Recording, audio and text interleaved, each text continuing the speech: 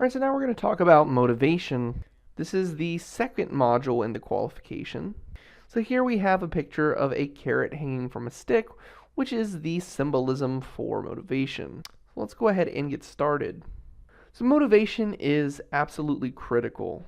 So motivation is a little interesting in the sense that one person's idea of motivation can be very different from another's. So we're going to talk about a few types of motivation, the source of motivation, we're going to talk about fear and desire, and then we're going to talk about listening and reading between the lines. So talking about types of motivation here, I want to deal with people who need to sell, not necessarily people who just want to sell. They really have to need to sell the property, not want to sell the property.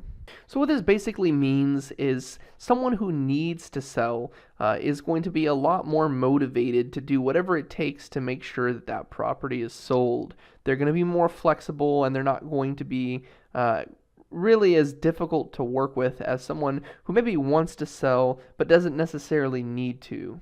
You're also going to be able to make better deals with those who need to sell versus those who would want to sell. So if they need to sell, they'll be more open to listening to what you have to say. So next we want to talk about the source. What is motivating them? So everyone that has a need to sell has a source. So finding that source is actually part of this art. So a lot of times you're going to have to figure out what that source is. And that's just done through listening. So a source, for example, would be, I need to pay off these credit cards, or I have a car that I need to pay off. Those are all things that would be considered needs. So for fear and desire, here we have an analogy. You want to run from German shepherds versus you might desire gold medals. So when you're trying to sell, what you want to find out is, first, what is it that they fear? What happens if it doesn't sell? And then in addition to finding out what it is they fear, you also want to find out what they desire. What is the golden picture that they have in mind? What will make them happy in the long run? So the only way to find out the answer to these questions is to listen. And this is probably one of the most important things. Your ability to listen and read between the lines is going to play a huge role in your success. You want to make sure you're not talking too much. You want to make sure you're asking good questions. And make sure you're listening for the right answers.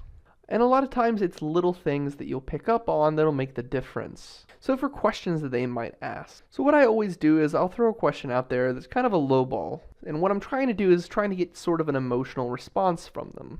Sort of a knee-jerk reaction.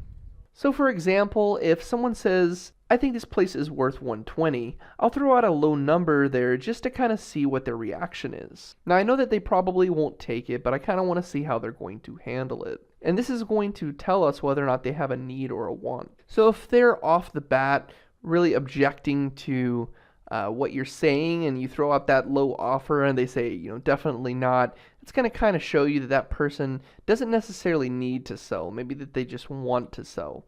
But if that person is flexible, they're kind of listening to you and they're not turning you down immediately, it's going to give you that information that you need to know that that person has a need versus a want.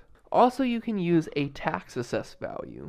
So again, by throwing out that information, I can kind of bring that up in a conversation, kind of ask them about the tax value, and I can throw those numbers out there to them to kind of see, again, just what kind of response I'm going to get from them. So another thing I like to ask is, what if you don't sell? What would happen? What's going to be the impact to you? So we want to find out how significantly it's going to impact them, and this again is going to tell us whether or not this person has a need or a want.